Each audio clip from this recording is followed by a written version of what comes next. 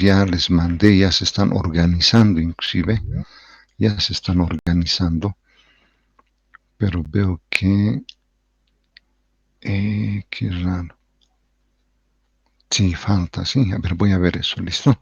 Pero yo pienso que en la tarde ya les puedo enviar la lista de grupo y inmediatamente entonces alguien que tome el liderazgo y sea por WhatsApp o por Telegram, vaya a crear un grupo y después convoca, ¿no? Dice a los compañeros del grupo 5 unirse inmediatamente al siguiente enlace. Listo, entre los compañeros que son del grupo 5 inmediatamente se van a enlazar, ¿no? A ese enlace y listo. Y ahí, como les había comentado, valga la redundancia, tienen que decidir si hacer en Word, Excel o hacer en LaTeX y GnuPlot, ¿no? Esa es la idea, que tomen esa decisión.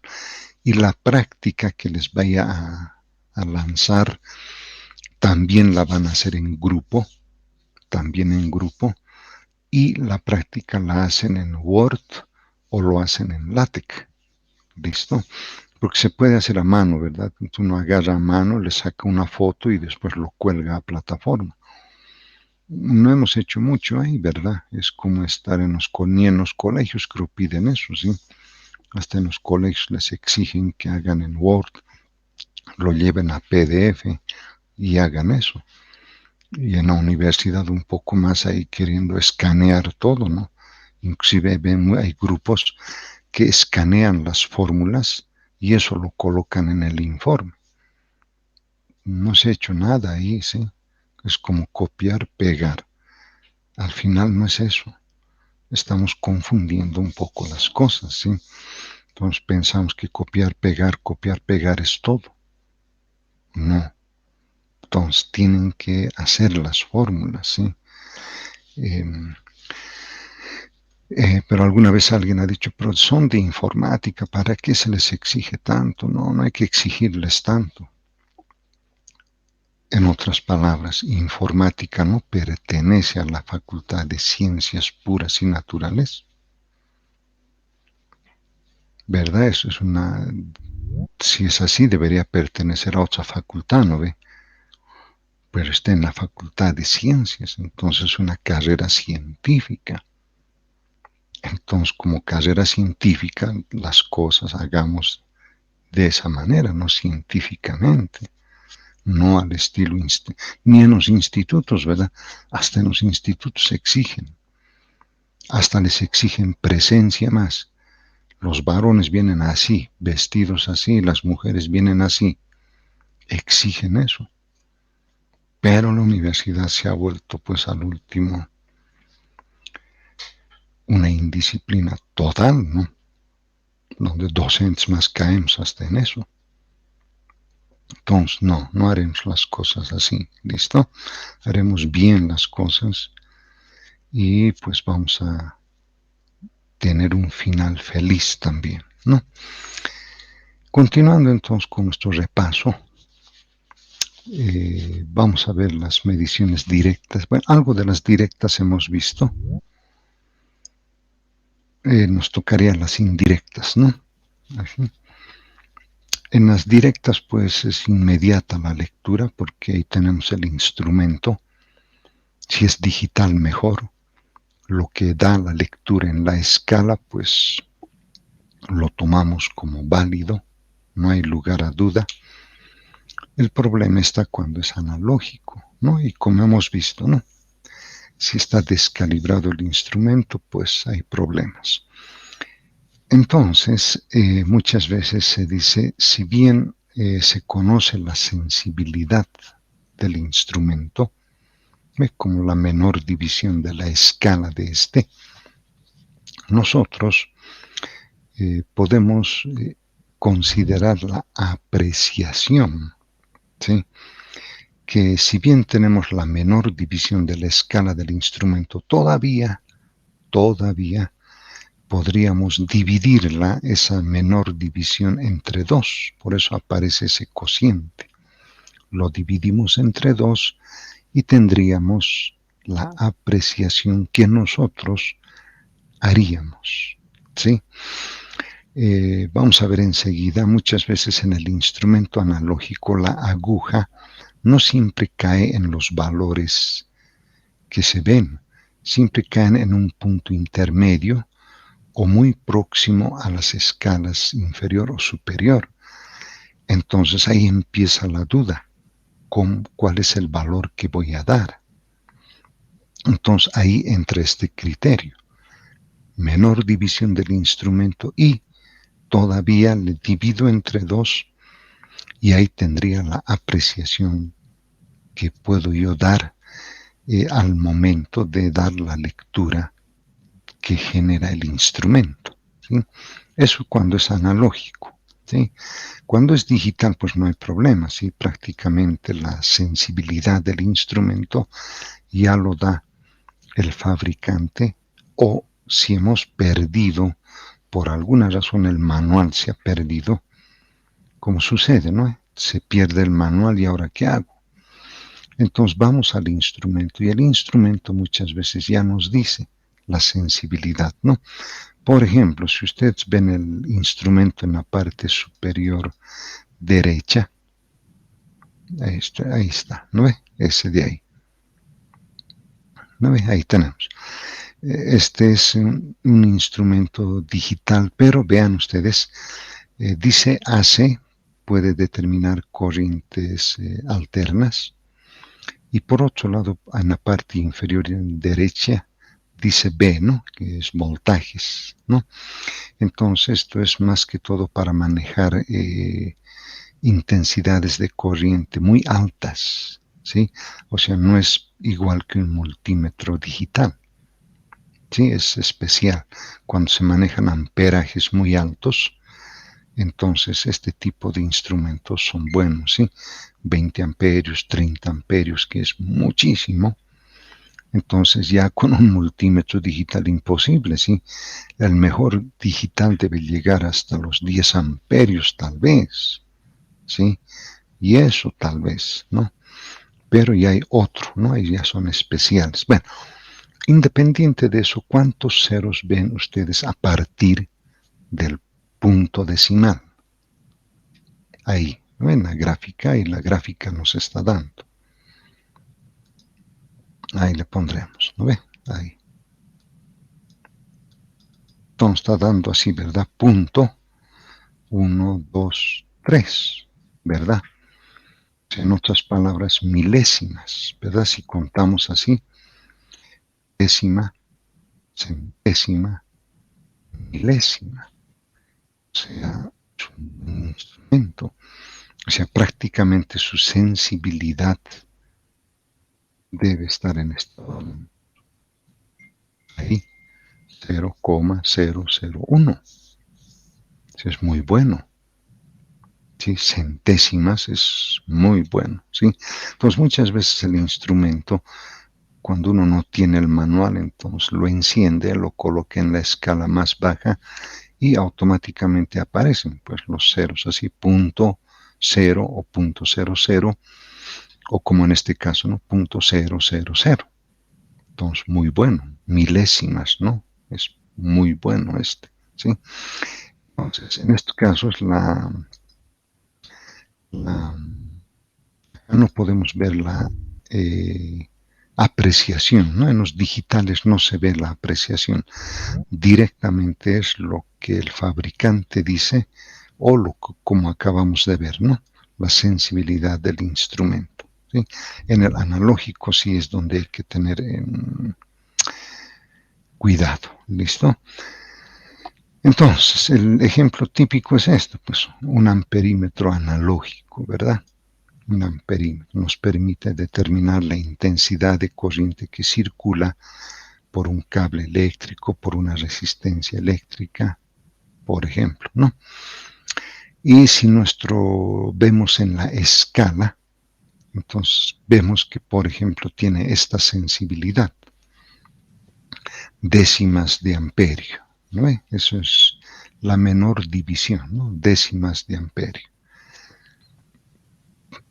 En la diapositiva 1, la sensibilidad de ese amperímetro descalibrado estaba en este orden, ¿no?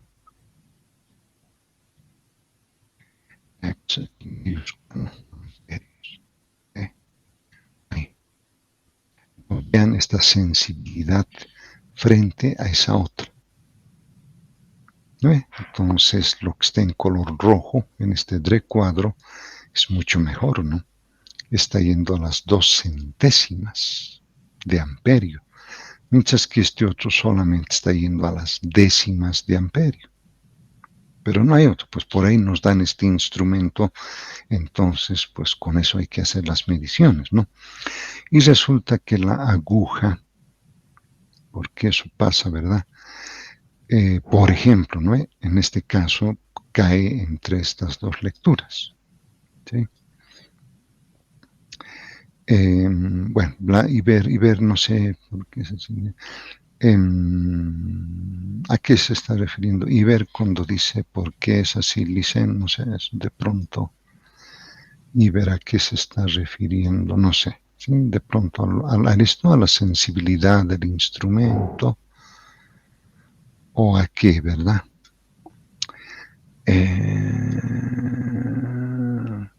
De la sensibilidad. Aquí está, pues, es por ejemplo que hemos anotado, ¿verdad? En este caso, este instrumento, voy a colocar un recuadro, ¿no ve? Esto de dónde es sacado. Esto viene de la diapositiva 1. ¿Recuerdan en la diapositiva 1?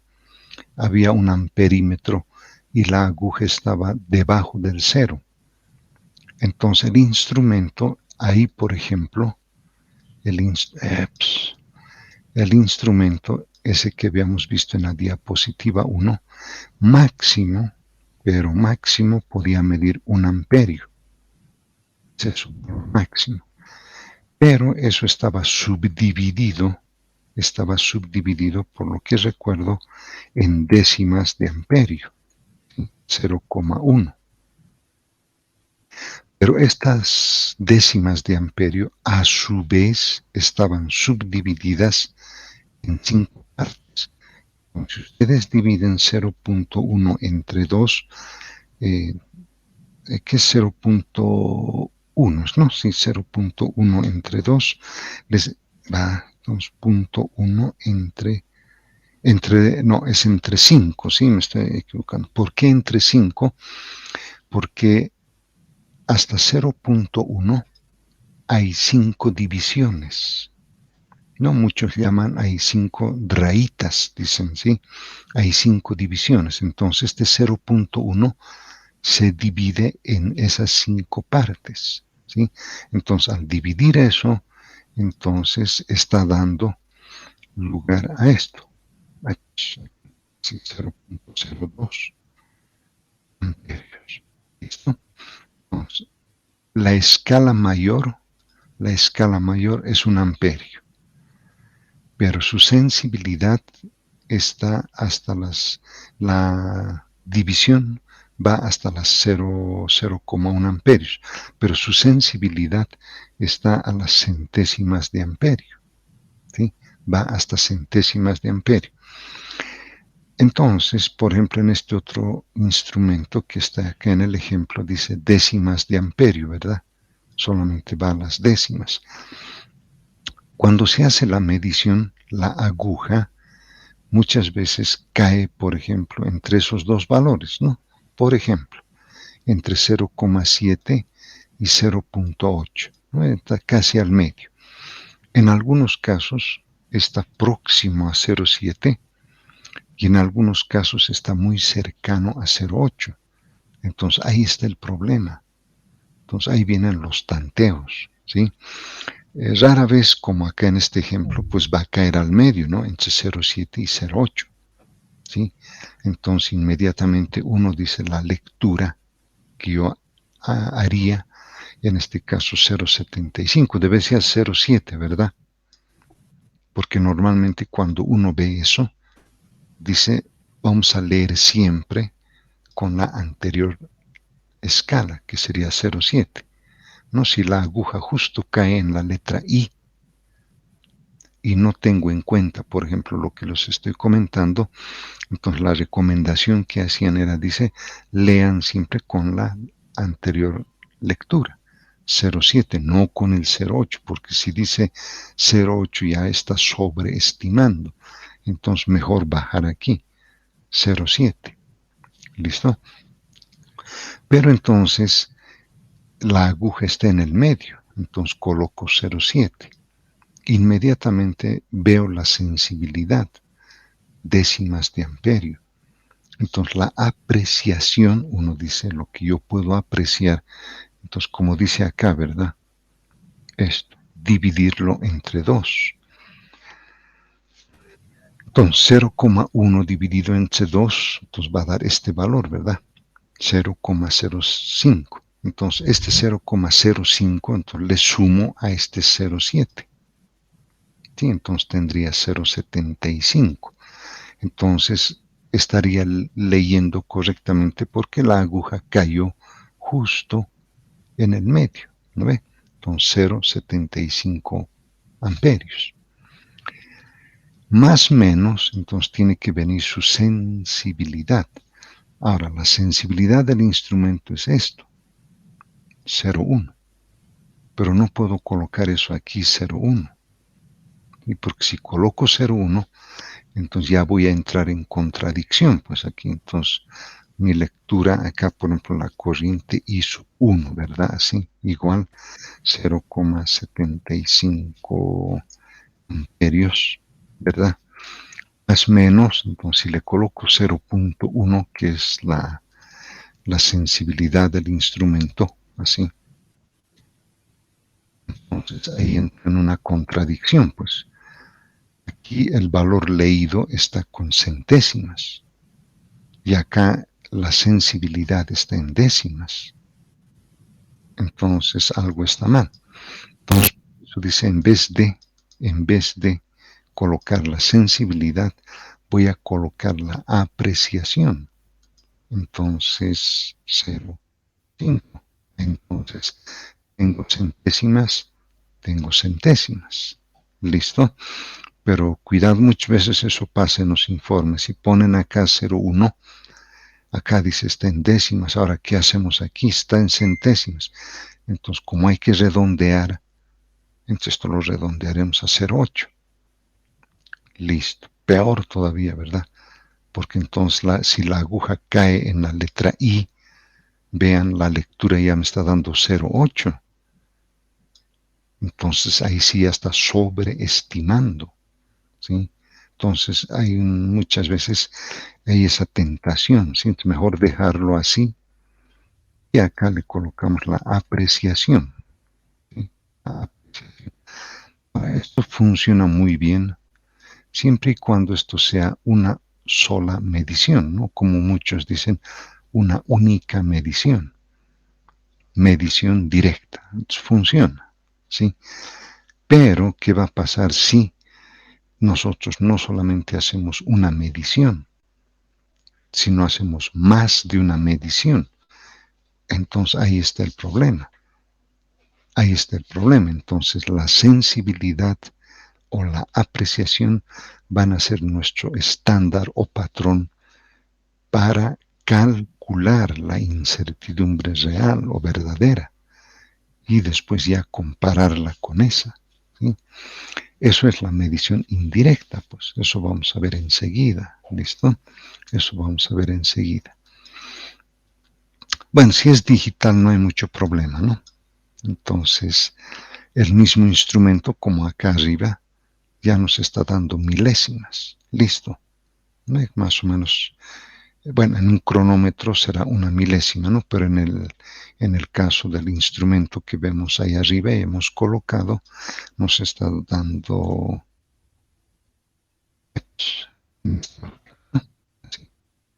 0,01. Es aquí milésimas, ¿no? Entonces, si el valor medido, así es, enteros, ¿no? Entonces inmediatamente uno dice más menos su sensibilidad.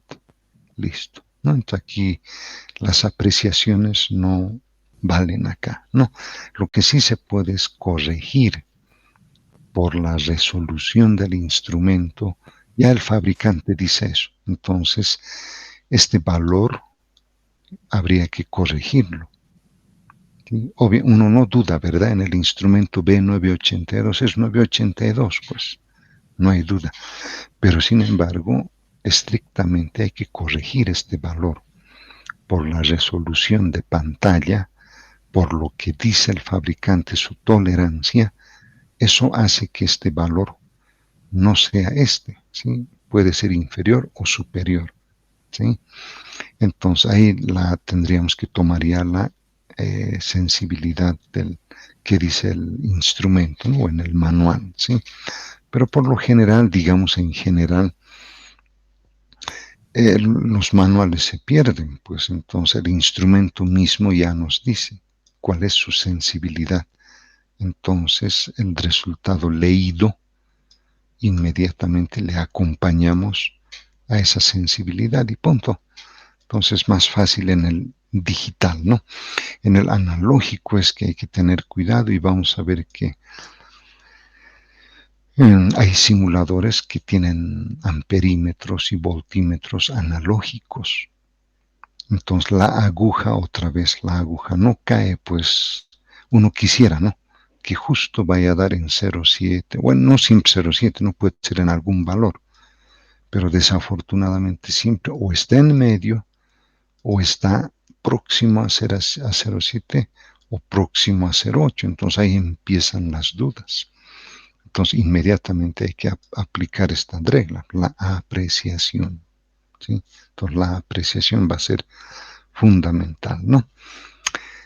Normalmente es esto lo que vamos a hacer, pues casi el 99% de los experimentos son de medición indirecta, prácticamente es indirecta, ¿sí? Entonces aquí tenemos una imagen del simulador, por ejemplo, para, para estudiar, por ejemplo, la ley de Coulomb, como dice ahí, ¿no? Entonces queremos estudiar la ley de Coulomb, entonces este es el simulador, ¿sí? Entonces, de manera directa, no obtenemos la fuerza, ¿sí? De manera directa, sino que tenemos que conocer la distancia de separación entre las cargas eléctricas. Tenemos que conocer esa distancia de separación y a partir de ahí, y conocidas las cargas también, y esta constante, entonces recién se puede conocer la fuerza, ¿verdad? Pero así de manera directa que con un instrumento diga la fuerza eléctrica vale tanto, imposible, ¿sí? Porque todo va a depender del radio. Entonces no es lo mismo a esta distancia de separación o a otra distancia de separación. Entonces varía la fuerza, ¿no? Independiente si las cargas tienen el mismo signo o tienen signos contrarios, ¿no ve? Independiente de eso, todo va a depender de R, la distancia de separación, ¿verdad? Entonces en este simulador lo que se hace es justo eso, pues querer estudiar la ley de Coulomb. Entonces vamos a modificar los valores de cargas, vamos a modificar las distancias, por eso aparece esa escala ahí. Y aquí pues vamos a hacer ajuste de curvas. Aquí es ajuste de curvas, ¿sí? Entonces, pero vamos a hacer eso, ¿sí? Pero es indirecto, como acaban de ver, es indirecto. Bueno, en muchos casos tenemos que hacer propagación de errores, ¿no? Porque la incertidumbre, por ejemplo, acá ya he ido anotando, por ejemplo, acá la fuerza eléctrica, ¿no? Que vemos acá en este simulador, dependería, por ejemplo, no depende de la carga 1, depende de la carga Q2 y depende de la distancia, pues, ¿sí? Entonces, ahí decimos la fuerza eléctrica es función de estas variables. Entonces, aquí viene la pregunta, ¿cuál será la incertidumbre de esta fuerza eléctrica. ¿Ve? Entonces acá ya no podemos decir, el instrumento, no. Entonces hay que calcular eso. Y para calcular eso, tenemos que hacer esto. Propagación de errores. Es inevitable eso, ¿sí? Así uno no quiera, está prácticamente, digamos, obligado, ¿sí? Entonces, si queremos conocer la incertidumbre, tenemos que hacer propagación de errores. Y para hacer propagación de errores, pues hay métodos. Aquí están los más utilizados, ¿no? Pero por lo menos hay una docena de métodos para hacer esta propagación, ¿sí? Pero muchos son aproximados. Y de esos, por ejemplo, el límite aproximado, la diferenciación logarítmica son los que, digamos, más se utilizan, ¿sí? En el libro de Álvarez Guaita es esto, diferenciación logarítmica y esto del límite aproximado.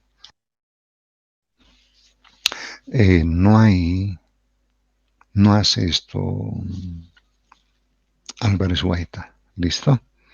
Entonces nosotros en el curso vamos a hacer esto.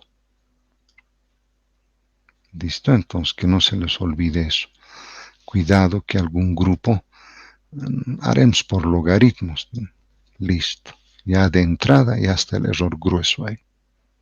Y lo que venga, peor todavía. ¿Listo? Entonces desde ahora ya les comento, ¿no? Método de la desviación normal es el que se va a utilizar para la propagación de errores. ¿Listo? Eso. Aquí vienen, pues, a títulos de ejemplo, ¿no? En qué consiste el límite aproximado, en qué consiste la diferenciación logarítmica, vemos acá, ¿no? Entonces se supone que h es una función conocida, en este caso puede ser la fuerza eléctrica, que depende de otras variables, ¿verdad? Es como acá, ¿no? Depende, dice, de x, y, z, m, ¿verdad? Pero en este caso dependería de la carga 1, carga 2 y la distancia de separación, ¿sí? Entonces dice la diferencial total de h, ¿ve? Que nosotros, acá esto le extenderé ahí, ¿no? Para que se pueda ver bien, ¿no? Entonces la diferencial sería en este caso así para nosotros, ¿verdad? La diferencial de la fuerza eléctrica. De acuerdo a esta definición, entonces va a ser las derivadas, la suma de derivadas parciales, ¿verdad? Entonces, bueno, aquí no sale tan elegante, por eso les decía, tienen que definir si van a hacer en Word, si lo van a hacer en LaTeX, ¿no? Pero si yo utilizo lo que está acá en la computadora, pues se ve horrible, ¿no? No se ve bien. Entonces, pero sería la derivada parcial de la fuerza eléctrica respecto de la derivada parcial. Tengo que buscar, colocar, respecto de qué, dice, respecto de x, ¿verdad? Pero digamos, si fuese la carga 1, entonces sería respecto de la carga 1, ¿verdad? Sí. Cierro paréntesis, multiplico por el diferencial, dice, ¿verdad? Ahí, diferencial de x. Entonces, por eso le puse, o sea, diferencial de q sub 1, ¿verdad? Así. Más, dice, entonces ahí vienen los otros términos, ¿verdad? Respecto de Q sub 2, después respecto de R, ¿verdad? Entonces a eso se está refiriendo con esto, ¿sí? Las otras derivadas parciales. Bueno, una vez que se ha hecho eso, vean acá, esto es importante. La diferencial total está dividiéndose entre la función matemática, ¿no? O sea, entre la variable de interés h. Vean, está dividiendo ahí. Entonces nosotros haríamos acá lo mismo, pues, ¿sí? Entonces agarramos, dividimos entre la variable de interés, en este caso es la fuerza eléctrica, ¿verdad?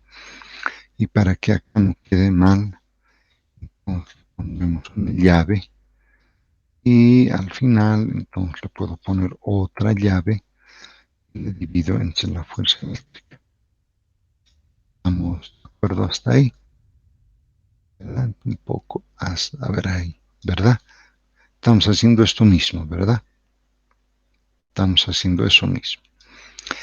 El siguiente paso es interpretar este cociente, ¿no? Porque esto es cálculo, no es cálculo diferencial, pero nosotros estamos haciendo metrología. Entonces, esta diferencial para nosotros va a ser la incertidumbre. Muchos autores confunden con el error absoluto. Dicen, el error absoluto entonces, todavía es lenguaje de la década de los 80, pues eso sí. Pero ahora, en vez de eso, se dice ahora la incertidumbre más probable de la variable h. Entonces, aquí, ¿cómo haríamos? ¿Cómo haría aquí? ¿Verdad? Entonces, digo, la incertidumbre subíndice menor que la fuerza eléctrica, ¿verdad? Y mayor que. Esa va a ser la incertidumbre del valor más probable de la fuerza eléctrica, dividida, dice, dividido entre H. Pero aquí H se está sustituyendo por el valor más probable, en este caso,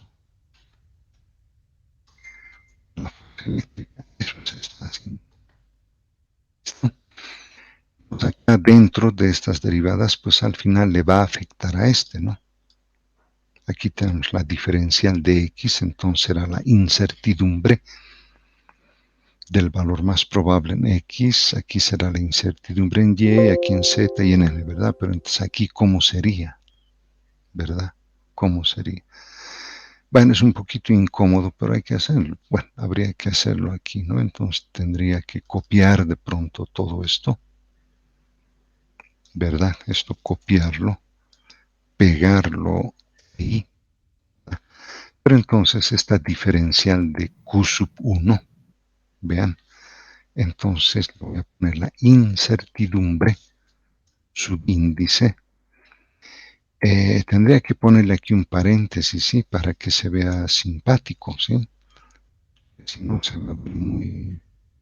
Pareciera que está afectando a Q, pero no a Q. Por eso les comento, eh, con Word no se ve bien, ¿ve? Entonces, si hacen en látex, vean, se ve muy bien. Pero intenten hacer con el Word, ¿listo? Si quieren hacer en Word. Cuidado, estén haciendo sus informes como esto, porque en sus informes se ve esto, ¿sí? Entonces, por la pereza de usar la fórmula, el entorno matemática de Word, lo hacen así manualmente. Entonces, ¿qué es esto? No, y no dice mucho, ¿verdad? Entonces, el que haga así, grupo que haga así, está haciendo pues como en la década de los 80, ¿sí? Entonces, un poco más era con máquina de escribir. El Word no puede ser una máquina de escribir, ¿no? Por eso es un procesador mejorado a la máquina de escribir. En la máquina de escribir se podía hacer esto, pero no podemos usar el Word como si fuese una máquina de escribir. Ojo, cuidado, ¿sí? Entonces, aquí no se ve bien, pero la interpretación es esta, ¿no? Entonces, la incertidumbre del valor más probable de X, en mi caso, la incertidumbre del valor más probable en la carga Q sub 1, ¿verdad? Y lo mismo habría que ir haciendo para los otros. Bueno, al final, este cociente, ¿no? La incertidumbre entre el valor más probable es el error relativo. ¿Sí? ¿Recuerdan en la diapositiva 1?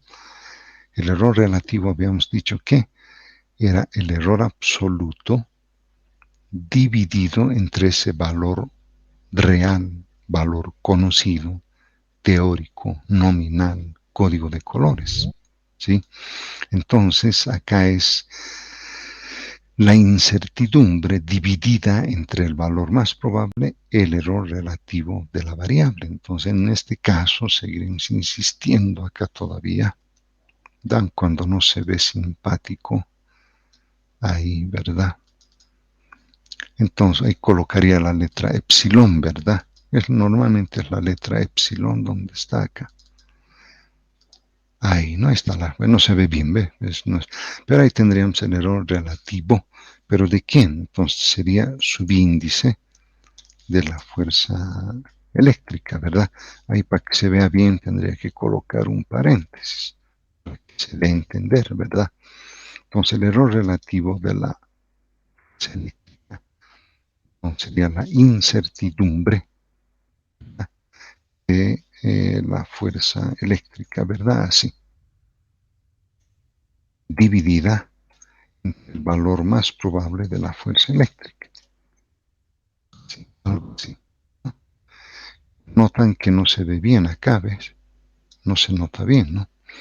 Pero un poco la idea es esa. Entonces ya tendríamos el error relativo de H, que en nuestro caso es el error relativo en la fuerza eléctrica.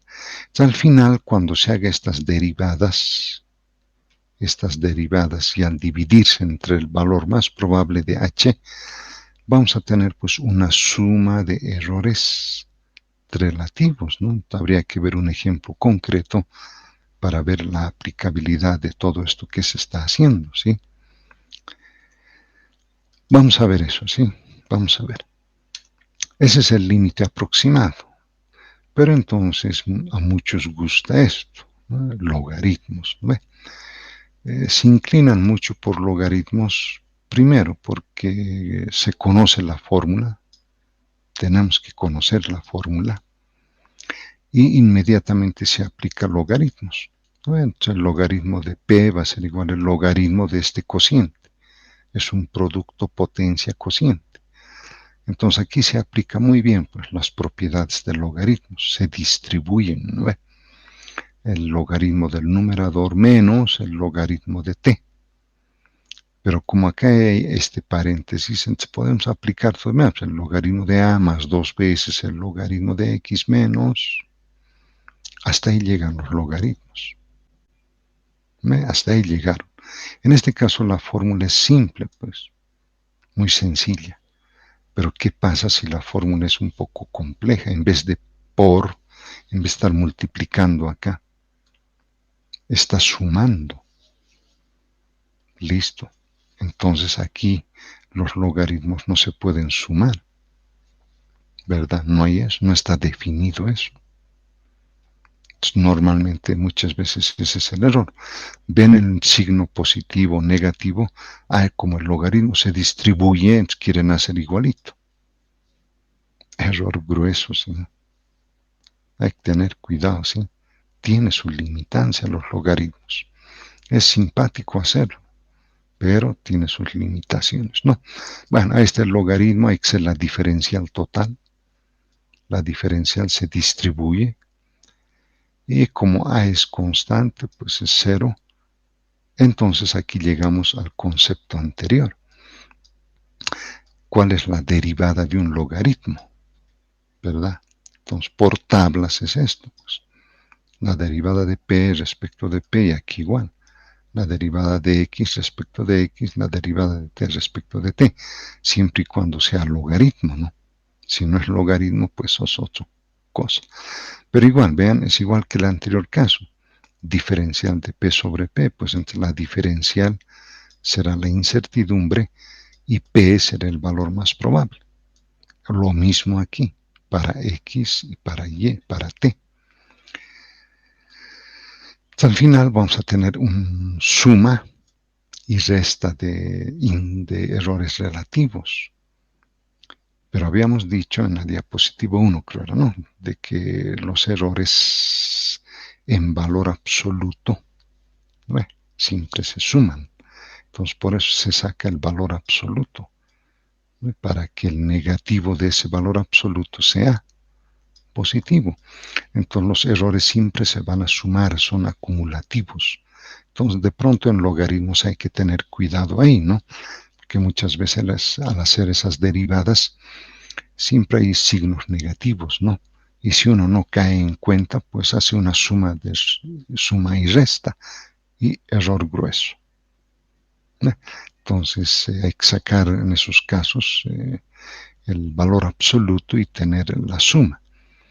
Y en este caso especial, por ejemplo, el error relativo en X está multiplicado por 2. ¿Eso qué implica? Que a la hora de hacer las mediciones en esta variable X habría que tener mucho cuidado al hacer la medición, porque al final está amplificándose en 2 veces eso, ¿no? Entonces ahí hay que tener cuidado, ¿sí? Entonces esto es referencial, ¿sí?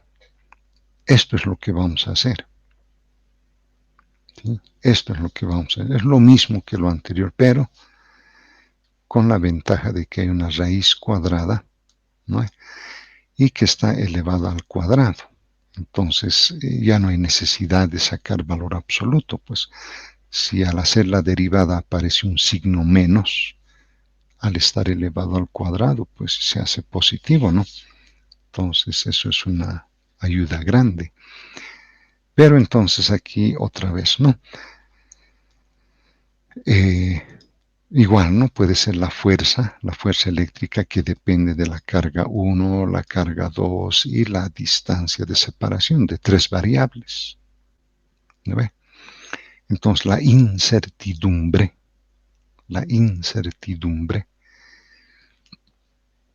como va I de 1 hasta N, entonces tendría aquí esta suma de 1 hasta 3, ¿no? Si fuera 3 variables, entonces tendría que ir de 1 hasta 3. Entonces cuando I valga 1, es como derivar la fuerza eléctrica respecto de la carga eléctrica por la incertidumbre de la carga eléctrica 1, elevada al cuadrado, más paréntesis, la derivada parcial de la fuerza eléctrica respecto de la carga Q sub 2, por la incertidumbre de la carga Q sub 2, elevada al cuadrado, más paréntesis, la derivada parcial de la fuerza eléctrica respecto de la distancia, multiplicada por su incertidumbre en la distancia, paréntesis al cuadrado. Entonces habría 3 términos elevados al cuadrado, pero facilita mucho el cálculo. Es mucho mejor los resultados por este método que con los anteriores, ¿sí? A nivel internacional se usa mucho esto, ¿sí? Los otros métodos no, ni los ven siquiera. De pronto como un ejercicio se puede, ¿no? Pero es más potente ¿sí? Bueno, ejemplos, ¿verdad? Ejemplos. Entonces aquí tenemos un capacitor, sea nominalmente, si se quiere, bueno, no tan nominal porque aquí como hay más o menos, quiere decir que por algún medio se ha calculado, ¿no? Entonces 25,0 más menos 0,8 microfaradios. Listo. Se lo ha cargado a un voltaje de 120,0 más menos 1,5 voltios. ¿Sí? Y a partir de esta información queremos saber cuál es la carga del capacitor, ¿no?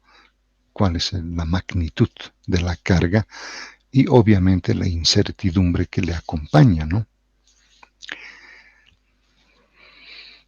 Entonces acá fórmula, ni vuelta que dar, ¿verdad? Porque no podemos directamente, ¿sí? Entonces tenemos que utilizar fórmula. Pues entonces es la fórmula, ¿no? Voltaje por capacitancia. Entonces, como vemos, depende de 2 variables, del voltaje y de la carga. Si vamos a ir por el método de la diferencial total, vean entonces la diferencial total de la carga, lo que habíamos hecho con la fuerza eléctrica, la derivada parcial de la carga respecto del voltaje por diferencial de voltaje más la derivada parcial de la carga respecto de la capacitancia por la diferencial del capacitor. Listo, eso es por cálculo, ¿verdad? Y no hay mucho que dudar. Lo que toca ahora es esas derivadas, pues. Eh, si se maneja bien las derivadas, pues uno lo hace directo acá, ¿verdad? Pero si no, los hace por separado, ¿verdad? Como está ahí, por separado. Y al derivar por separado, entonces estos resultados se introducen en esta de acá, ¿no? En esta expresión 2. Entonces ya es más sencillo, ¿no? Ahí tenemos la diferencial de la total de la carga. Entonces va a ser la capacitancia por diferencial de volumen más el voltaje por diferencial de capacitancia. Entonces ahora sí lo que habíamos indicado, dividimos entre la carga a ambos lados de la expresión. Y estas diferenciales automáticamente pasan a ser incertidumbres, ¿verdad? Y las cargas van a pasar a ser sus valores más probables, y aquí el valor más probable de voltaje y de capacitancia, ¿no? Porque voltaje se va, condensador también, y quedaría B solamente, ¿no? Entonces sería el valor más probable de voltaje, y aquí sería el valor más probable de condensador, ¿no? Si despejamos de aquí la incertidumbre, pues este Q, como se dice, ¿no? Este valor más probable va a venir a multiplicar a todo esto, ¿no? O los errores relativos también, al final son errores relativos. Es la suma de errores relativos, ¿no? Entonces el valor más probable de Q, de la carga, va a ser el producto de los valores más probables, porque eso es la fórmula. Aquí está, ¿no? Aquí en 1. Entonces el valor más probable de Q va a ser igual al valor más probable de B, voltaje, por el valor más probable del capacitor. Entonces por eso aparece ahí en expresión 7, ¿no? Entonces, como les había comentado, entonces va a multiplicar a los errores relativos. Entonces, prácticamente, algebraicamente, el problema es resuelto, pues si no, no hay mucho problema. Lo que sí hay que hacer es después ya introducir valores numéricos, ¿no? Entonces, ahí sí hay que tener cuidado, ¿no? Porque acá ya tenemos que recordar lo que les he comentado en la diapositiva 1, ¿no? Cifras significativas. Acá tenemos 3, acá tenemos 2, acá tenemos 2, acá tenemos 4, aquí tenemos 1, aquí tenemos 3. Al final de todo esto, ¿con cuántas cifras voy a dar mi resultado? ¿Verdad? Bueno, aquí no hay mucho problema. En unidades, ¿no? Se van los voltajes, se van estos microfaradios, no hay problema. Pero si hacemos este cociente, por ejemplo, vean, aquí hay 2 cifras, aquí hay 4. Entonces, este primer resultado, ¿con cuántas cifras voy a poner? Aquí tengo una cifra y aquí tengo 3, ¿verdad? Entonces, ¿con cuántas cifras va a venir aquí? En este caso vendrá con 2. Aquí tendrá que tener con 1. Entonces voy a sumar 2 cifras con 1, pero van a ser seguros decimales, ¿verdad? Hay que ver, ¿no? Cuando es suma, ya hay que ver los decimales. Pero eso a su vez se está multiplicando por enteros. ¿Bien? Entonces todo eso tienen que ver, ¿sí? Sea en Excel o sea en la calculadora científica, al final tiene que verse. Entonces yo ya lo he hecho esos redondeos, ya lo he expresado en microfaradios, ¿no? Porque aquí está en faradios, al final está dando a la menos 6, entonces mejor en microculombios, ¿no? La carga, porque voltaje por faradios, pues me va a dar culombios, ¿sí? Pero como está a la menos 6, pues microculombios. Entonces vean que la notación científica es importante, ¿no? Bueno, la carga no hay mucho problema, pues aquí tenemos 4, aquí tenemos 3, entonces será con 4. Ahí está, 3000 microculombios, ¿no? Entonces, si el valor más probable me está dando enteros, vean, 3000, y mi incertidumbre me está dando con decimal, entonces tengo que redondear esto, ¿no? Al entero más próximo, 134. Entonces, por eso viene aquí así. Entonces, Q, la carga Q va a ser 3000 más menos 134 microcoulombios. ¿Listo? Entonces, vean siempre las unidades de medida. Lo que no hacen eso es casi típico. Yo diría que del 100%, el 90% no coloca unidades. No, es tedioso. No ve hacer esto es tedioso. No ve colocar unidades, otra vez unidades. Al final uno dice, va, mejor repito la materia. Pero al siguiente semestre otra vez tiene que ser esto. No ve, no por el hecho de repetir la materia, estas unidades no vamos a colocar, ¿no? Entonces, así repitan la materia, pero tienen que volver a colocar. Y si otra vez persisten en el problema, no, mejor vuelvo a repetir, listo, ya son 3 semestres. Como ha ocurrido una vez, un compañero dirigente de informática.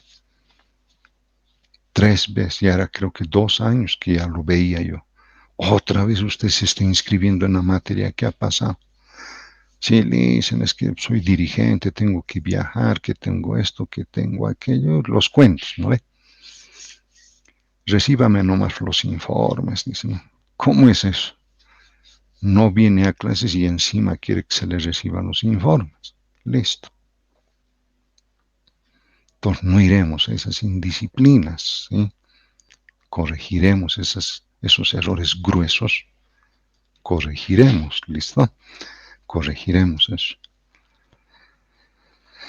Bueno, esto es solamente para comparar, ¿sí? Si alguien no quisiera hacer, digamos, por diferenciales, pero sí quisiera ir por logaritmos, es lo mismo, ¿no ves? Saca logaritmos, la diferencial, errores relativos, al final está llegando al mismo resultado, ¿sí? Está llegando al mismo resultado, ¿sí? ¿Qué otro ejemplo? Es, por ejemplo, un condensador de placas paralelas. El voltaje entre las placas es esa. Y la distancia de separación entre placas. Entonces la pregunta es el campo eléctrico, ¿no? Porque entre placas paralelas internamente se genera un campo eléctrico. Entonces quisiéramos cuantificar ese campo eléctrico, ¿no? Entonces, ¿qué tenemos que hacer? Fórmula, no hay otra, ¿verdad? Porque ahí sí no podemos calcular el campo de manera directa, es indirecta. Fórmula, listo. Segundo paso, valor más probable. El valor más probable del campo eléctrico, valor más probable en expresión 2, ¿no? El valor más probable de voltaje, valor más probable de la distancia. Eso hay que hacer. Lo primero es segundo paso. Tercer paso, uno dice el campo eléctrico depende del voltaje y la distancia. ¿Ve? Eso ya me da una idea que si voy a hacer por diferencial total, voy a tener dos derivadas, pues, una respecto del voltaje y la otra respecto de la distancia. De acuerdo a lo que hemos visto, si divido ambos lados de la ecuación por el campo eléctrico, entonces automáticamente me va a dar los errores relativos, ¿verdad? Pero entonces primero hay que evaluar estas derivadas, ¿verdad? Estas derivadas. Entonces, evaluando estas derivadas, ¿no? Ya conocen ustedes, ¿sí? Derivadas, y introduciéndolas en la FOBE, aquí aparece el error relativo, ¿verdad? Todavía aquí haciendo, bueno, está en detalle, sí, haciendo operaciones algebraicas, ¿no? Pero al final aparece un signo menos, pero igual tenemos errores relativos, entonces hay que sacar el valor absoluto, ¿sí? Para tener la suma de los errores relativos. Hasta ahí va, ¿verdad? Lo que viene ya es pues introducir números, ¿verdad? Entonces el valor más probable del campo según lo que acabamos de ver, es el valor más probable del voltaje. En nuestros datos, aquí está, 952 voltios. ¿Ve? Ahí está. Dividido entre el valor más probable de la distancia. ¿Dónde está eso? Aquí está. Ese es el valor más probable. Entonces, si uno hace por calculadora o hace con Excel, al final va a tener 2, 4, 6, 8, 9 cifras significativas. Pregunta, ¿no ve? ¿Con cuántas cifras o decimales voy a expresar? ¿Qué dicen? Tenemos que recordar la diapositiva 1, porque al final llegamos a esto, ¿sí? Entonces es cociente, ¿verdad? Es un cociente. Acá hay 3, acá también hay 3. ¿Qué decía la regla cuando son productos cocientes? Aquel que tiene menor número de cifras. 3, entonces voy a tener que anotar con 3. Por eso lo puse ahí. ¿Listo? Ojo con eso, ¿sí? Entonces aquí lo mismo, pues ya para calcular el error relativo, entonces la suma de errores relativos, porque este es el error relativo del voltaje, está aquí arriba, ¿dónde está? Aquí está. 0,02 es el error, que es la incertidumbre en el voltaje, y 0,1 es la incertidumbre en la distancia. Entonces, eso están ahí, ¿no? 0,2, 2 centésimas de voltio, la incertidumbre, 1/10 de centímetros, la incertidumbre, y estos son los valores más probables. Entonces, va a ser siempre adimensional. Vean, y para calcular el valor más probable, entonces estoy multiplicando este error relativo por este valor más probable, ¿no? Aquí hay un error, ¿sí?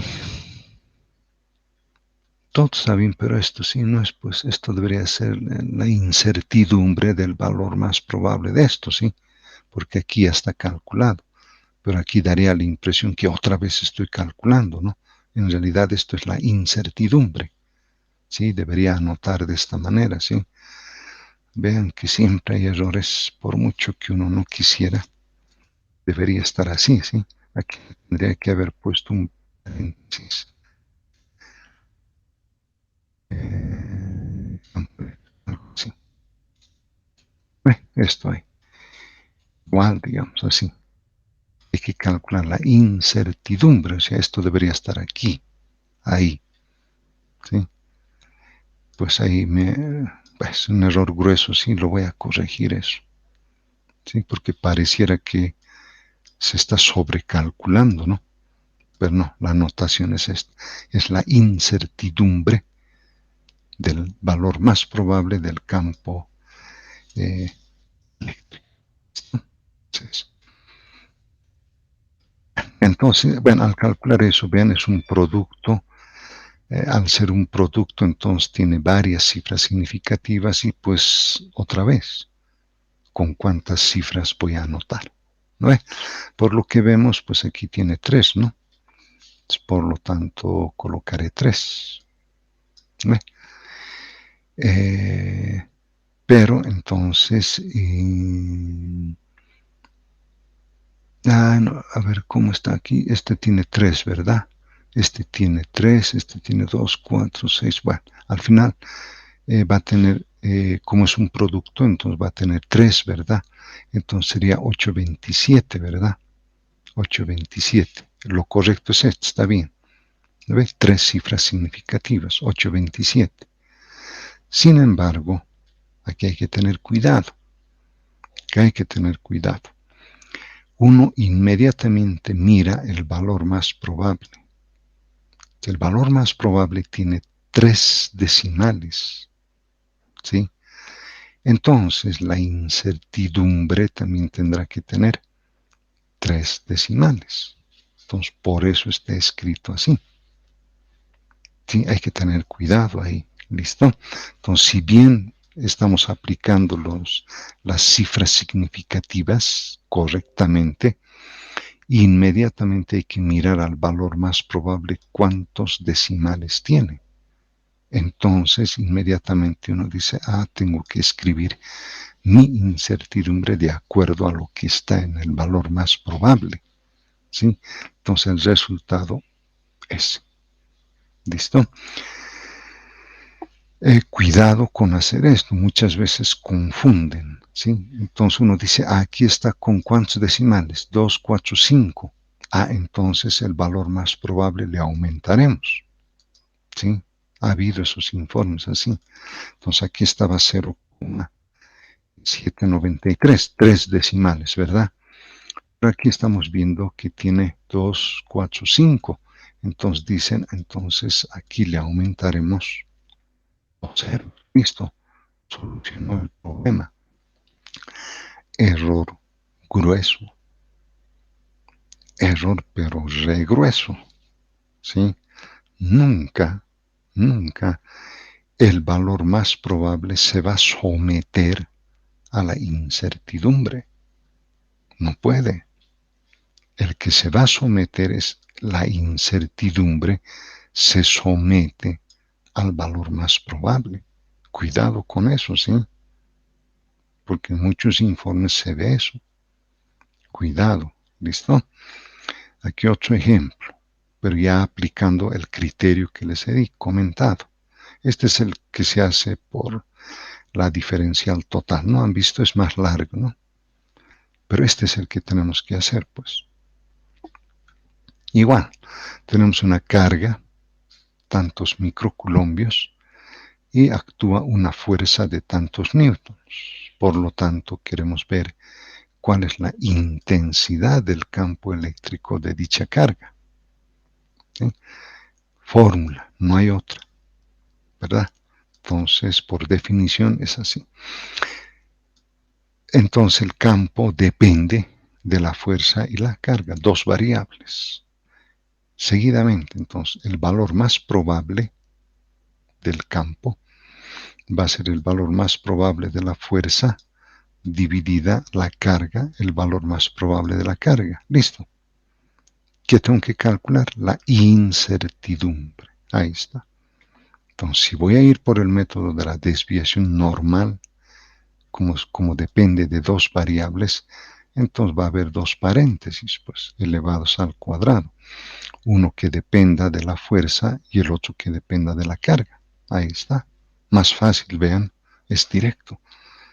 Entonces, como estas derivadas son relativamente sencillas, entonces ya está el resultado, ¿no? Como Q está dividiendo. Entonces, por eso aparece un signo menos, ¿no? Lo que viene es introducir datos otra vez, ¿verdad? Hay que introducir datos, ¿no? Y siempre teniendo cuidado. Por ejemplo, aquí está en notación científica, ¿verdad? Pero aquí tengo 2 y aquí tengo 2. Pues obvio que mi resultado va a tener 2, ¿no? Y acá, pues bueno, acá habrá que tener más cuidado, ¿no? Acá hay una, aquí hay 2. Si es así, tendrá que tener una elevada al cuadrado. Acá hay 2, aquí hay una, aquí hay 2, pero al cuadrado. Entonces tendrá que ser una elevado al cuadrado, sumar, sacar su raíz y de pronto me da este resultado, ¿sí? Yo lo he hecho ya directo, ¿sí? Entonces, afortunadamente acá, si ustedes observan, la incertidumbre en notación científica está inferior al valor más probable. Entonces, al factorizar en notación científica, pues el resultado está bien, ¿no? ¿Qué hubiera pasado si aquí aparecía la cuarta y aquí está el cubo? Y persisto en eso. Entonces hay un error grueso en expresar el resultado, ¿sí? Me refiero a esto. No, 33 por 10 al cubo está ahí, ¿verdad? Así. Más o menos, dice, bueno, voy a colocar así por ganar tiempo. 17, ¿verdad? En vez de estar al cubo, estuviese, digamos, a la... Sí, sí, no está mal, ¿sí? Porque acá las bases son diferentes. ¿sí? Son diferentes. Entonces, o todo está al cubo, ¿no ve? O todo está a la cuarta. Pues normalmente, pues este manda va a tener que estar al cubo, ¿no ve? Entonces, si disminuyo, ya no, ya no será, pues, 17 elevado a la cuarta, ¿no? 1.7 elevado al cubo, ¿verdad? Pero como este está entero, 33, entonces este 1.7 yo lo colocaría como 2. Entonces sería 33 por 10 al cubo más menos 2 al cubo. Listo. Esos detalles, ¿listo? Esos detalles que parecen obvios, que se supone, cuando está en el informe no se ve. No se ven esas cosas. ¿Listo? Entonces van a tener mucho cuidado en eso. ¿Listo?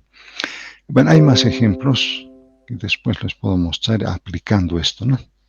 Este criterio de la desviación normal, ¿sí?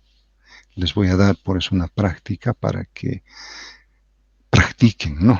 Valga la redundancia, esto, ¿no? Hagan las derivadas. Por eso les decía, háganlo así. Lo pueden hacer en LaTeX si quieren, o si quieren lo pueden hacer en Word, pero no a mano. ¿Listo? No a mano. Dice el compañero, ¿por qué el exponente 3 es mayor que 4? Dice, ¿no?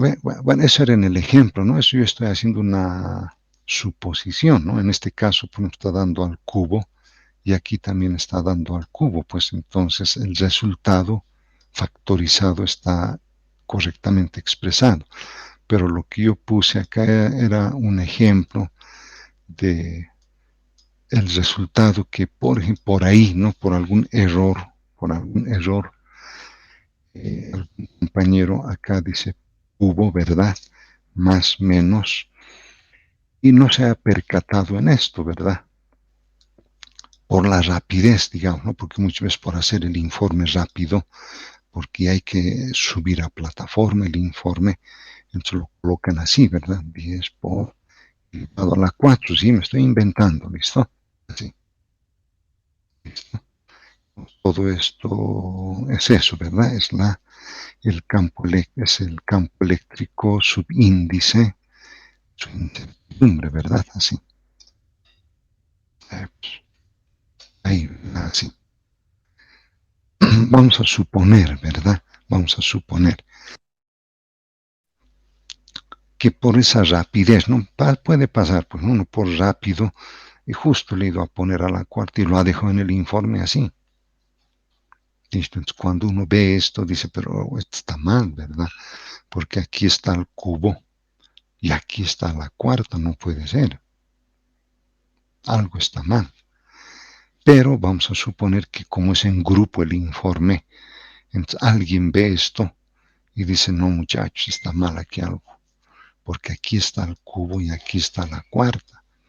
Recuerden lo que ha dicho en clases, la incertidumbre nunca puede ser más grande que este valor más probable, siempre va a ser pequeño. ¿Y ahora qué hacemos, verdad? Porque ahí estamos en duda. Entonces inmediatamente, pues ahí tendrán que, ¿cómo se dice? Aplicar eh, ¿qué llaman esto? Las propiedades eh, ¿qué se llama? De notación científica, ¿no? De notación científica. Entonces, por ejemplo, en vez de elevar al cubo, por ejemplo, como les comentaba, ¿no? Lo puedo eh, elevar así. Pues, ¿qué pasó? Ahí es 3. Aquí, sí. Uno diría, ¿no? Le disminuimos la potencia, pero hay que poner coma, pues no hay otra, ¿verdad? Pero aquí está en decimal, peor todavía. Inmediatamente uno dice, ojo, aquí está entero, entonces sí o sí hay que redondear esto. Entonces, como voy a eliminar el 7 mayor a 5, entonces este dígito aumenta en una unidad. 2. Ahora sí, ¿verdad? 33 al cubo, 2 elevado al cubo, listo. Solucionado, ¿verdad? Pero si lo dejamos como estaba originalmente así, está mal, ¿verdad? Está mal. Entonces, a eso iba, ¿listo? A eso iba, sí. Entonces, propiedades, por favor, hay en notación científica y pues propiedades, ¿sí? Cuando las comas van a la derecha o cuando la coma va a ir hacia la izquierda, todo es detalles, ¿sí? En una práctica que les voy a dar, hay uno o dos ejercicios así, listo, con notación científica para que ustedes practiquen, listo, para que practiquen y den el resultado correcto. De manera que cuando estén en sus informes, pues no hay ese problema, ¿no? Esa es la idea, ¿listo? Pero eso son mediciones indirectas. Entonces, como les comento, las mediciones indirectas prácticamente son el 98%, ¿sí? Se hace mucha medición indirecta. Lo directo es casos muy especiales, ¿no? Por ejemplo, la resistencia eléctrica. Quiero saber cuál es el valor. Entonces, instrumento, resistencia, eso es directo. Pero si conociera la corriente, conociera el voltaje, entonces ahí sí la resistencia no es directa, tengo que usar una fórmula y tengo que hacer una propagación de errores para conocer la resistencia. Bien, entonces en esos casos, ¿listo? Bueno, esta lámina entonces no es, digamos, un curso formal sobre lo que los estadísticos conocen, ¿no?, con el nombre de la inferencia estadística, ¿no? Normalmente en ese curso llevan esto, pues teoría de grandes y pequeñas muestras. Es más, llevan otras todavía, ¿sí?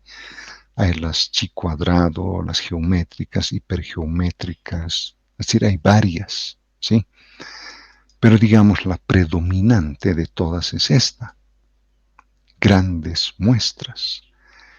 Y en laboratorio usamos esto, pequeñas muestras, ¿sí? Pero para poder hacer pequeñas muestras, pues obviamente hay que hacer grandes muestras, porque mucho de lo que se hable en grandes muestras le sirve a pequeñas muestras, ¿no? Le es útil. Y cuando decimos elementos, es como un software. El software está comprimido, ¿no? Son 400 megas. Pero cuando lo instalo, resulta que son 2 gigas, ¿verdad? Es así. Entonces lo que vamos a ver acá está comprimido, ¿sí? Está tan comprimido y a la vez es muy intuitivo. Todo lo que hemos dicho en las diapositivas 1, 2 y casi en esta 3, intuitivamente acá la vamos a utilizar de manera intuitiva, ¿sí? Es como en los celulares, pues uno instala algún paquete y cuando quiere manejarlo, intuitivamente pues uno va manejándolo, ¿no? No estamos yendo al manual, dice que para hacer esto hay que hacer esto, para hacer esto hay que hacer esto, no, sino que intuitivamente uno presiona muchas veces, 2 veces la pantalla en el celular y aparece una leyenda y nos guiamos en esa leyenda. ¿No ve ustedes más que ellos saben eso? Manejan mucho mejor.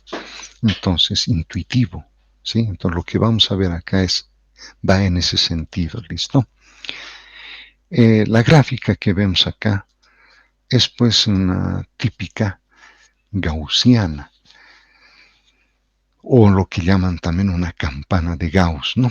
Entonces corresponde pues a esto, a la teoría de grandes muestras, ¿sí? Entonces en la teoría de grandes muestras se supone que el número de mediciones que hacemos, como dice Gauss, es casi infinito, ¿sí? Es casi infinito. Pero en la vida real no podemos hacer pues infinito, ¿verdad? Porque ahí sí hasta el día en que uno muera tendría que seguir midiendo y al final no tiene resultados, ¿sí? Entonces por eso dice grandes muestras, ¿sí? Entonces la característica fundamental en la teoría de grandes muestras es la forma de la distribución que muestra los datos que nosotros obtenemos a partir de observaciones que hacemos con un instrumento o que calculamos, ¿no? Como hemos visto, vía indirecta hemos tenido que calcular campos eléctricos, ¿sí? Pero resulta que muchas veces la variable medida se repite un cierto número de veces, ¿sí? Pongámosle 5 veces. Hacemos las mediciones, por ejemplo, de la resistencia eléctrica, medición directa.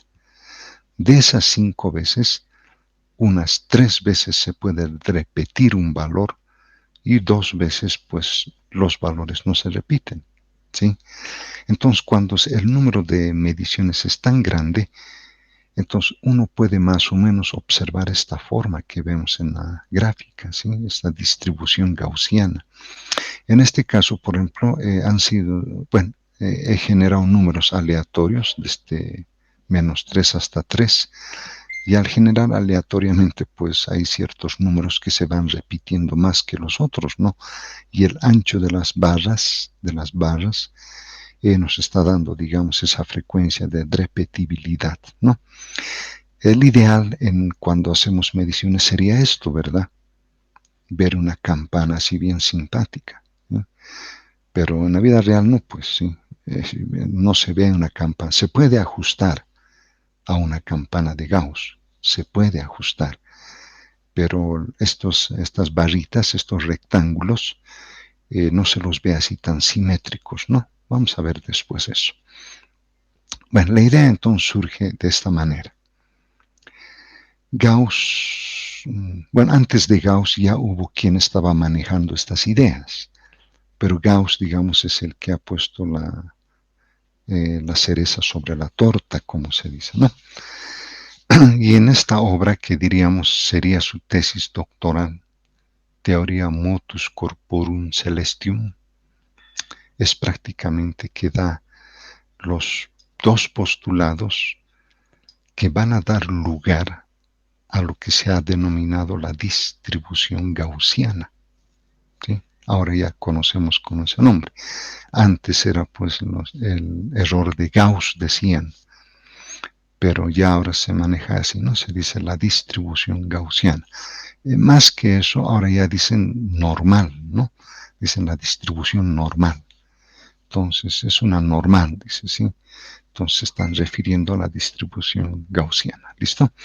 Bueno, ¿qué quiere decir el primer postulado? Hemos visto ya en las diapositivas, ¿no? Solamente que acá esta es la traducción literal de cómo Gauss se expresa, ¿sí? Dice, en una serie de gran número de observaciones, ¿verdad?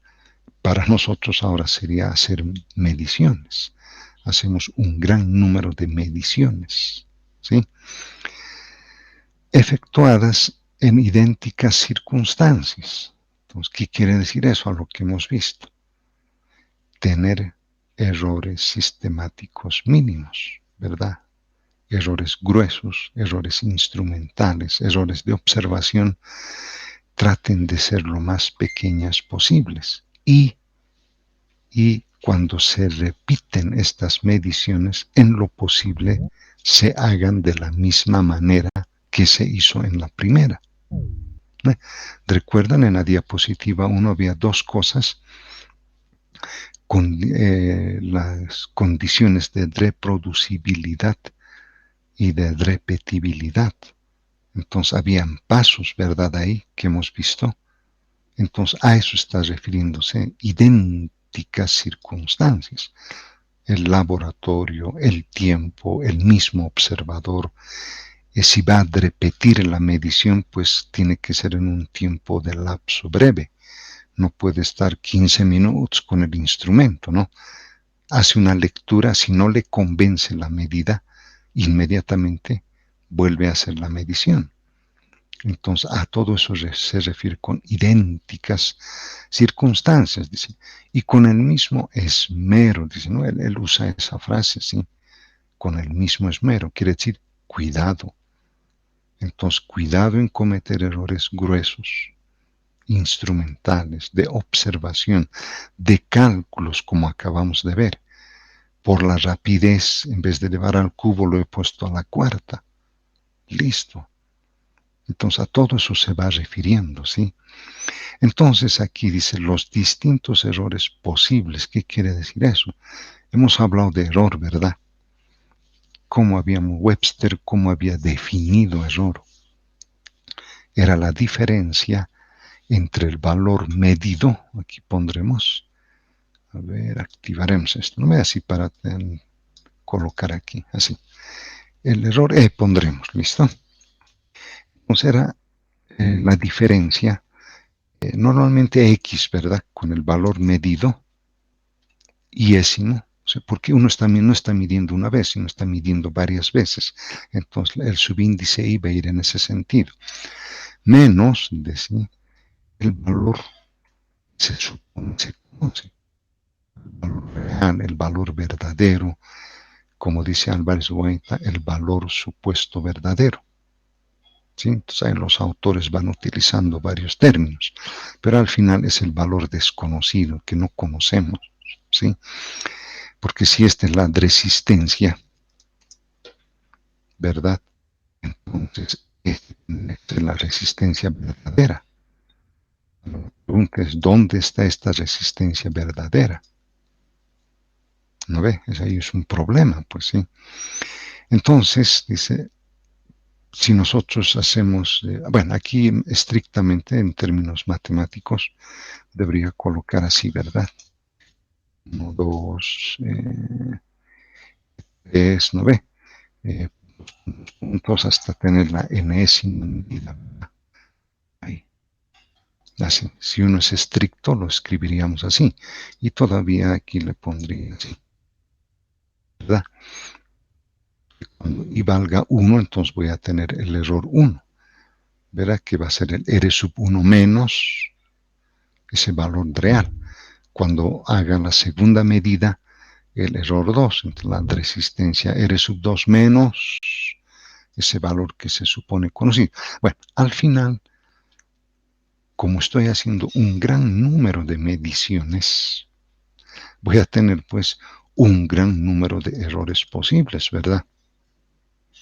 En este caso, enésimos errores.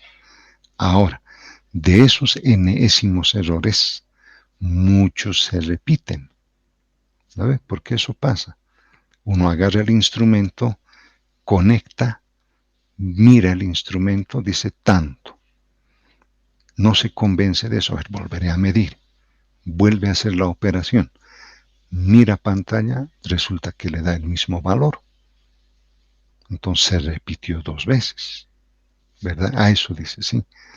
Con tanta frecuencia, dice. Entonces hay ciertos valores que se van a ir repitiendo, ¿sí? Como en este caso, ¿verdad? Hay. Entonces, los que están casi al medio, diríamos los de 0,6, entre 0,6, entre menos 0,6 y 6, hay varios valores que se repiten, pero hay algunos que casi están repitiéndose 250 veces, ¿sí? Entonces aquí puede pasar algo similar, pues sí, se repiten más. Algunas de pronto nada, ¿sí?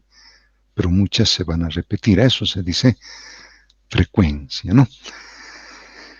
Y dice, cuanto menor sea su valor absoluto, pues obvio, ¿no ve? Porque si yo hago esta resta, ¿y qué pasaría si este R es mayor que este R sub I? Me va a dar negativo, ¿verdad? Pero entonces, ¿qué hemos dicho? En valor absoluto, ¿no? Para no tener ese problema. Listo, hasta ahí no hay problema, ¿sí? Esto hemos venido haciendo en las diapositivas anteriores. En el segundo postulado se maneja la misma idea, pero con unas agravantes, como dicen, ¿no? La idea sigue siendo la misma, vean. Un gran número de medidas en idénticas condiciones, con el mismo esmero. Se supone que estos errores en valor absoluto, pues vamos a evitar, ¿no?, que sean positivos o negativos. Entonces el valor absoluto nos ayuda a eso. Muchos de esos se van a repetir, ¿verdad? Unos más, unos menos. Pero los que se repiten, dice, van a ser igualmente probables. Y los que no, pues quedan como entre comillas por fuera, ¿sí? Entonces aquí es donde ya se va introduciendo los conceptos de probabilidad. Por eso es que no sé si ustedes en su pensum tengan una materia de probabilidades, ¿sí? Porque normalmente hay que llevar un semestre de probabilidades y después recién se entra aquí a la distribución gaussiana, ¿sí? Bueno, con el tiempo los han fusionado en probabilidades y la distribución normal pues se hacen simultáneas, ¿sí? Pero hay mucha información por dentro, ¿sí? Está muy comprimido. Bueno, al final, ¿qué es lo que se busca entonces? Bueno, al final estos errores iésimos, en valor absoluto y sumados, dice, tiendan a cero, ¿sí? ¿Por qué? Porque mi resistencia iésima, cuanto más se acerque a este valor real, verdadero, supuesto conocido, el error va a ser mínimo, ¿verdad? No hay cero, hemos dicho, ¿verdad? Siempre va a ser 10 a la menos 5. Hemos visto en la notación científica, han recordado, si se llega al nivel de los atos, atos es 10 a la menos 18, ¿verdad? Pero no es cero, ¿sí? Pero en ese entonces, pues quizás se usaba esto, ¿no? Con respecto al valor cero, dice, sí. Entonces acá diríamos estos errores, ¿no? Tienden a cero, ¿no ve? 10 a la menos 50, pero tienden a cero, no es cero. Entonces esta idea es la que vamos a manejar acá. Acá la vamos a manejar. Es muy intuitivo, como les decía, ¿sí? Entonces tenemos acá, en vez de X, que es genérico, le podemos poner resistencias, ¿sí? Tenemos enésimas resistencias que se han medido, ¿sí? Que se supone con el mismo esmero, con el mismo cuidado y todo lo que dice Gauss, ¿verdad? Todo ello. Pero al final, entonces dice el error verdadero, porque al final en vez de X, bueno, lo borré arriba, ¿verdad? Pero si reescribo acá, entonces acá yésimo sería el EX, en este caso sería el papel de la resistencia verdadera, conocida, menos el valor medido. ¿Sí? Ahí. Lo escribe así. De pronto para garantizar el signo, ¿verdad? Porque si este es más grande y este es pequeño, siempre va a ser positivo, ¿verdad? Siempre.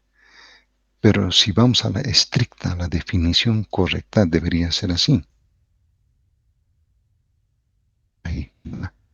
Aquí hay la posibilidad de que si esto es mayor que este, entonces me va a dar negativo, ¿verdad?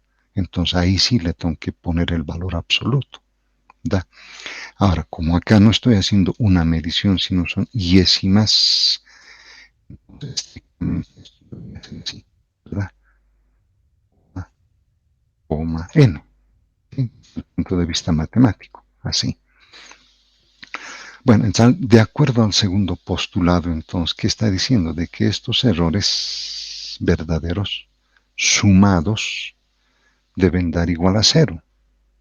¿Sí? Eso está diciendo, ¿sí? O tienden a cero, por lo menos, ¿sí?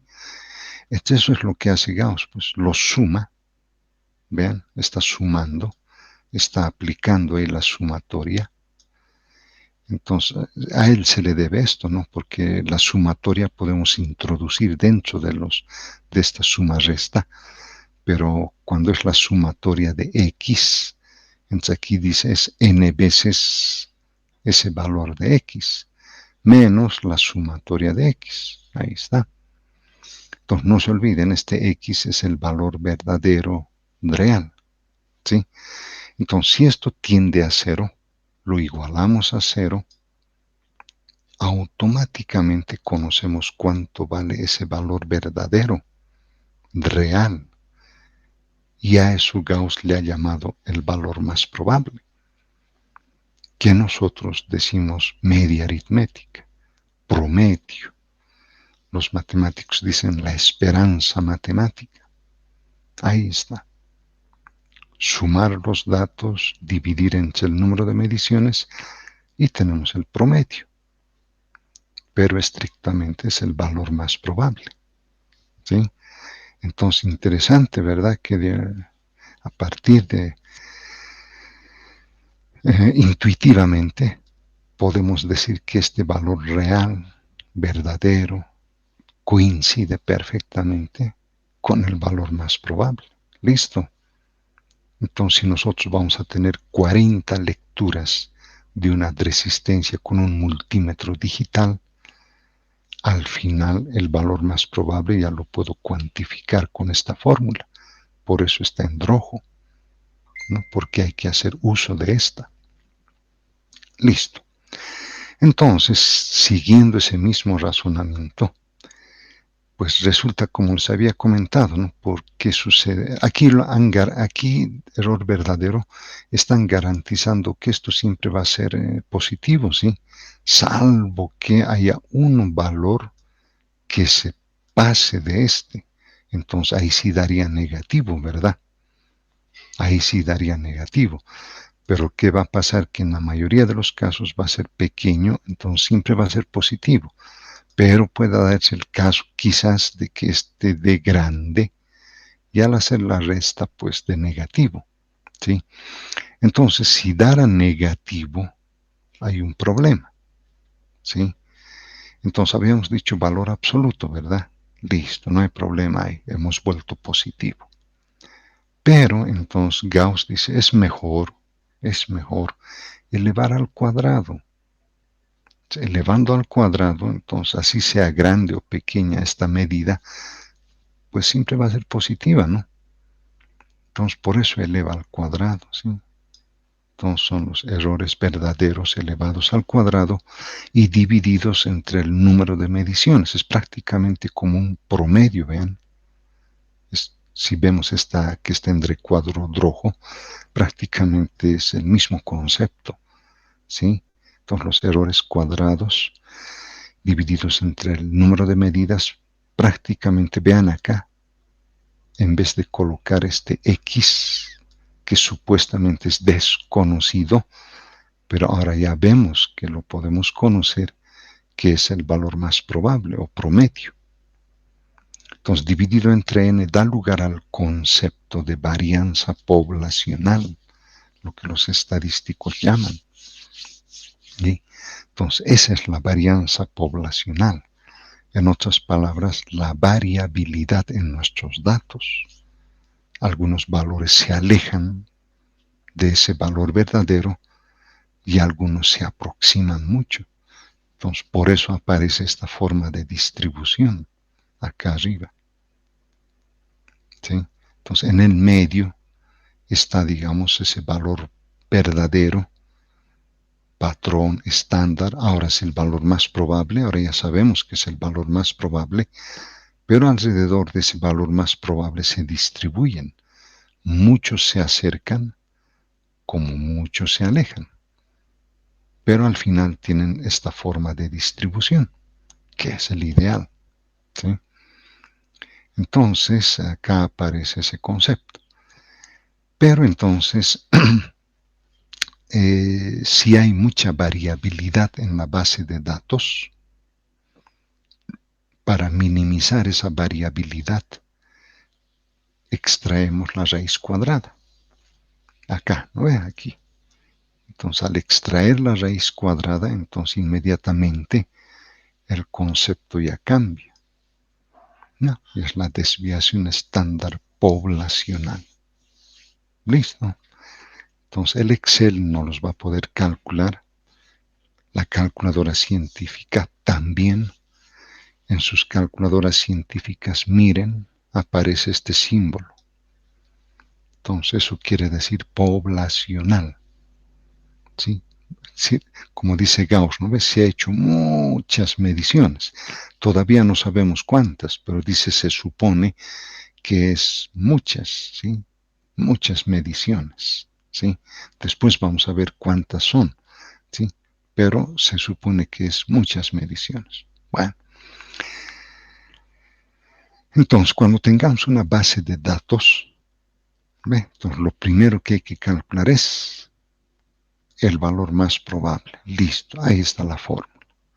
El segundo que tenemos que calcular es la desviación estándar poblacional. Ahora, aquí viene otro, no problema, viene algo más intuitivo, ¿sí? Si esta es la desviación estándar poblacional, ¿verdad? La poblacional. Si yo lo divido entre el número de mediciones, ¿verdad? Esta desviación estándar poblacional la divido entre el número de mediciones, estaría más o menos en este concepto, ¿no ve? Estaríamos diciendo promedio, ¿no ve? Es como promediar, ¿sí? Entonces, como quiere decir, promediaremos, ¿no? Es como sacarle un promedio a la desviación estándar poblacional. Pero no es tan simple de directamente lo dividiré entre n, ¿verdad? Que me daría lugar al promedio, ¿sí? Entonces acá está justamente eso, ¿vean? Está la desviación estándar poblacional, pero en vez de dividirlo entre n, lo estoy dividiendo entre la raíz cuadrada del número de mediciones, ¿sí? Y esto ya de dónde sale. Entonces justamente sale de esa distribución, como dice acá, de la distribución gaussiana. De ahí sale, ¿sí? O sea, no es tanto un invento, pero digamos un poco la idea es, como antes decían, ¿no?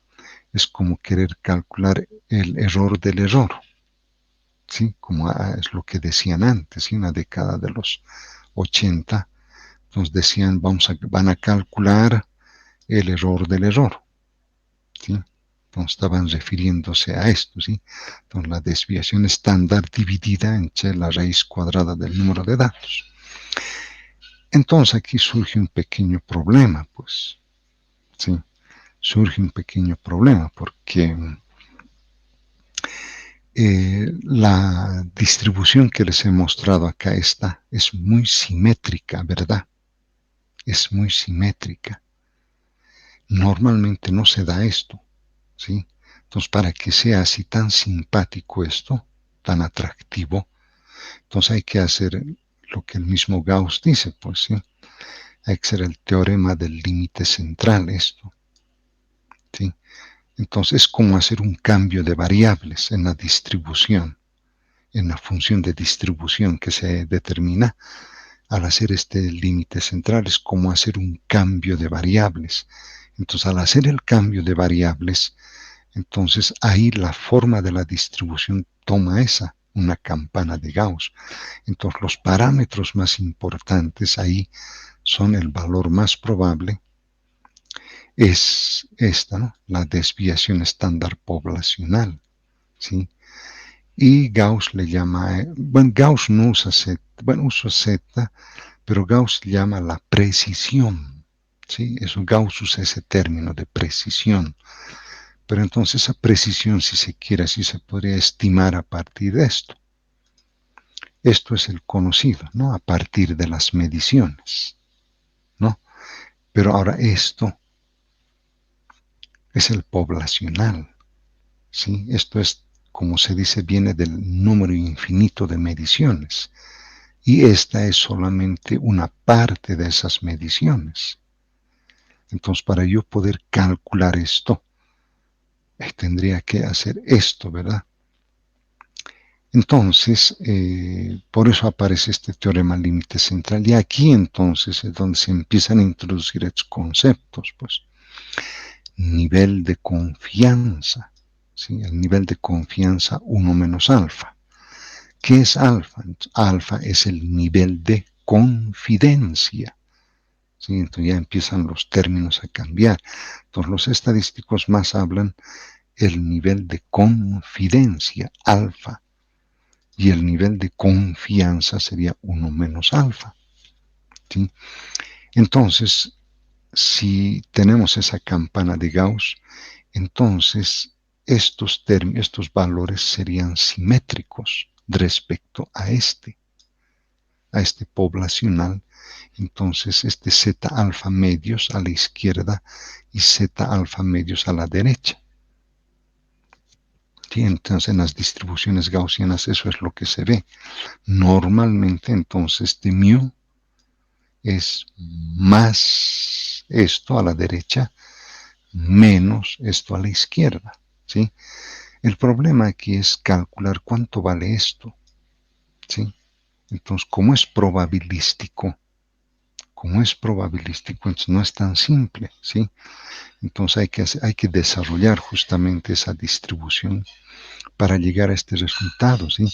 Entonces el nivel de confianza es la probabilidad con la que yo puedo obtener esto entre estos límites, ¿sí? Hay un intervalo, como se dice, ¿no? Entonces este mu, entonces lo puedo conocer. Bueno, como siempre, ¿no? Esto hay que llevar a multiplicar, todo eso, ¿no? Entonces, al hacer operaciones, entonces aparecen estos, ¿sí? Entonces, si observan, este cociente está yendo a multiplicar acá. Entonces, si nos fijamos acá arriba, estaba hacia la seca, ¿verdad? La desviación estándar poblacional dividida la raíz cuadrada del número de datos.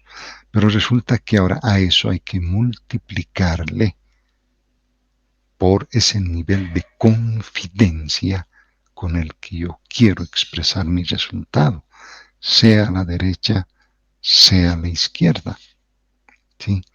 Entonces, en forma de intervalo sería así, ¿verdad? Desde el punto de vista matemático, en forma de intervalo. Mejor está así. Entonces, el valor más probable, más menos, ahora sí, Z, ¿cuánto valdrá este Z, verdad? Sigma ya sabemos cómo calcular, ¿no? Pero este es el problema. Entonces, por eso en los libros, en el apéndice, como dicen, hay unas tablas, ¿no?, de distribución gaussiana donde se dan estos valores para diferentes niveles de confidencia alfa, ¿no? Puede ser 1%, 2%, 3%, 5%, 10%, 20%, depende. No hay un valor crítico, ¿no? Ya depende, ¿no? Entonces, lo práctico es que este Z tome estos valores enteros, 1, 2, 3, así a secas, 1, 2, 3, que van a corresponder a estas probabilidades, al 68, al 95 y al 99. Estrictamente es un poco más, ¿sí? No es 99, 99.9, aquí también es más, pero se redondea así, 68, 95, 99. Y estos valores enteros ya están redondeados, porque si ustedes van a un libro o entran a Google, le ponen al 99%, no es 3, ¿sí? Es 2.98 o 2.99, ¿sí? Entonces, pero desde un punto de vista práctico, dice uno, tomamos enteros, no nos complicaremos la existencia, ¿no? 1, 2, 3, listo. Entonces, los estadísticos a eso, por eso dicen, mis resultados están con 2 sigmas. ¿Qué quiere decir eso? 2 que corresponde al 95%, porque si en vez de Z yo coloco 2, tendré 2 sigmas, ¿verdad? ¿Recuerdan en la diapositiva 1 cuando había ese resultado de repetibilidad? ¿No? Dice, bajo condiciones de repetibilidad y expresados a una desviación estándar, el resultado es de tantos pHs, ¿recuerdan?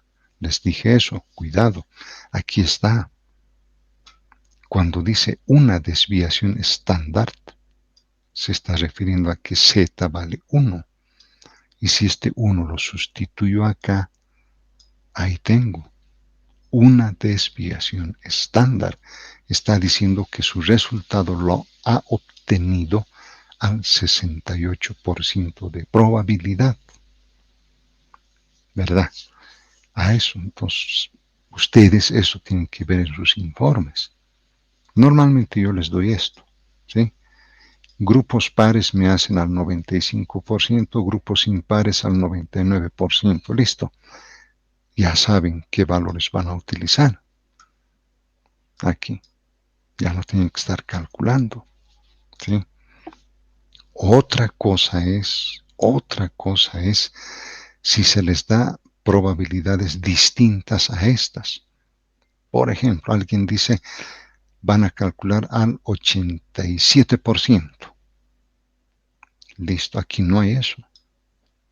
Entonces, ¿qué tengo que hacer? Tengo que ir a esas tablas. Entonces, de esa tabla tengo que obtener al 87% de confiabilidad cuánto vale este Z. Y ese valor colocaré aquí como factor de corrección. ¿Listo?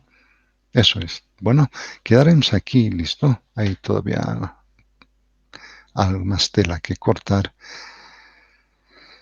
Pero ya prácticamente estamos dando ya el resultado. Ese ya es el resultado. El valor más probable, más menos, ya eso va a ser la incertidumbre. Ese va a ser la incertidumbre. ¿A qué probabilidad? Pues habrá que ver. ¿Vale? Entonces eso haremos la semana que viene. Haremos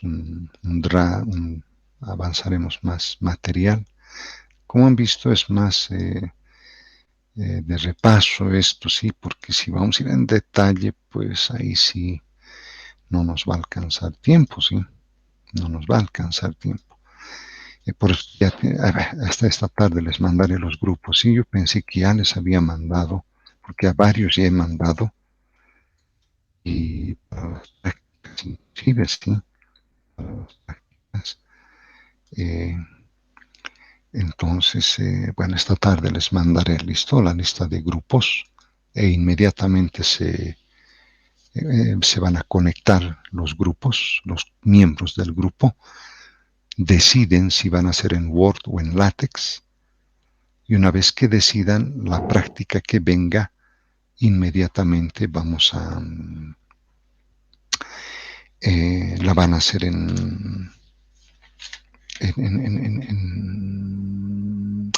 de acuerdo a listas,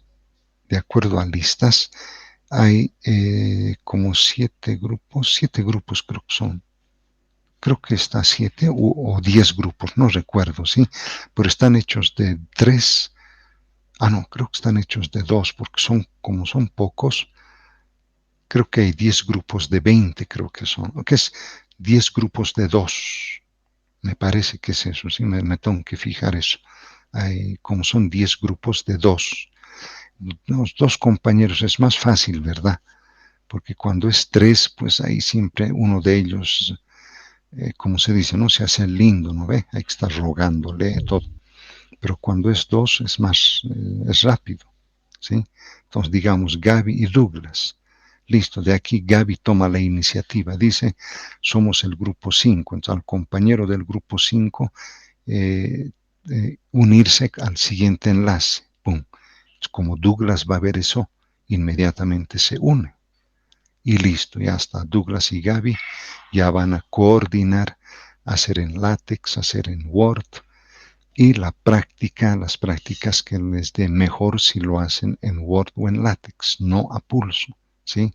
Porque alguna vez hice eso, todos me han mandado a pulso, ¿no? Le han sacado una foto y listo. No sirve, pues eso sí, no hay formalidad en eso, ¿sí? Entonces, a fin de que ustedes ya vayan practicando hacer fórmulas, entonces mejor ya desde ahora hacerlo en Word o en LaTeX, de manera que cuando ya haya que hacer el informe, ya sea menos penoso, ¿no? Menos trabajo va a ser, ¿listo? Esa es la idea, ¿listo?